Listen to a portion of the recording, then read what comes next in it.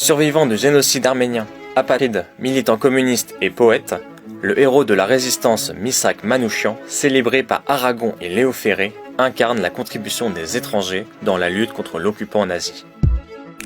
Missak Manouchian naît en 1906 à Adıyaman, au sein de l'Empire ottoman. À 9 ans, il perd ses parents durant le génocide des Arméniens perpétré entre 1915 et 1916.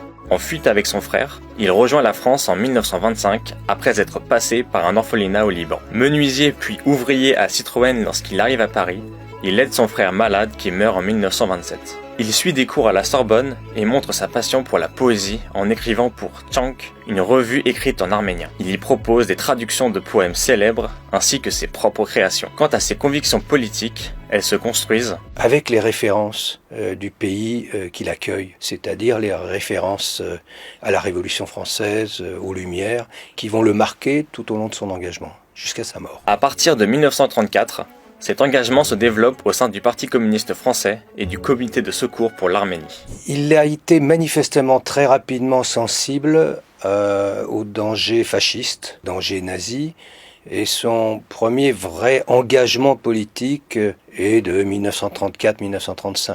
C'est au moment où se fait une mobilisation antifasciste après l'accession au pouvoir d'Hitler, et alors qu'il y a Mussolini en Italie, bien sûr, depuis le début des années 20. À partir de là, il va s'engager dans l'immigration arménienne. Il soutient aussi les républicains espagnols et dirige un journal hebdomadaire, le Zangou, rédigé en arménien. Il s'engage dans la main-d'œuvre immigrée, un organe syndical du PCF servant de vecteur d'intégration face à la xénophobie des années 1930. Au début de la guerre, il est mobilisé jusqu'à la défaite de la France. Durant l'occupation allemande, il rentre dans la lutte clandestine avec ses camarades de la MOI. Il rejoint le groupe de lutte armée d'un autre mouvement du PCF, les Francs-Tireurs Partisans, devenant ainsi la FTP-MOI parisienne qui se fera appeler le groupe Manouchian. En 1943, plusieurs dizaines d'attentats sont orchestrés par le groupe. Leur résistance entraîne une véritable traque par la police française. Une filature méticuleusement organisée se solde par l'arrestation de Missak et d'autres membres du groupe en novembre 1943. Manouchian et 21 d'entre eux sont torturés.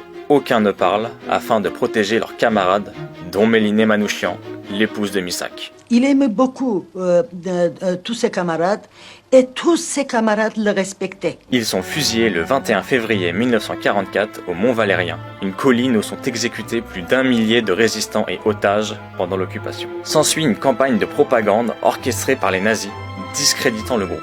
Telles sont les œuvres de terroristes étrangers et presque tous juifs. Arméniens, juifs polonais, espagnols rouges, juifs polonais. Encore un juif polonais. Des tracts soulignant leur statut d'étrangers ou de juifs sont distribués, puis une affiche rouge les qualifiant d'armée du crime est placardée dans les rues. Manouchian, lui, est représenté comme le chef de bande des terroristes étrangers. Mais l'affiche n'a pas l'effet escompté. Dans les faits, tous les rapports de police, les rapports du préfet, les rapports des renseignements généraux en particulier, nous montrent finalement que ça s'inverse. Ils ont voulu faire de ces combattants des terroristes, ils en ont fait des héros. Ils les ont présentés comme le fer de lance de la résistance en France. La mémoire du groupe est ravivée par Louis Aragon, qui lui consacre un poème en 1955, Strophe pour se souvenir, inspiré de la dernière lettre de Missak adressée à Mélinée le jour de sa mort. C'est ce poème que chante Léo Ferré dans l'affiche rouge en 1961, plaçant définitivement Manouchian parmi les figures reconnues de la résistance. Ils étaient 23 quand les fusils fleurirent.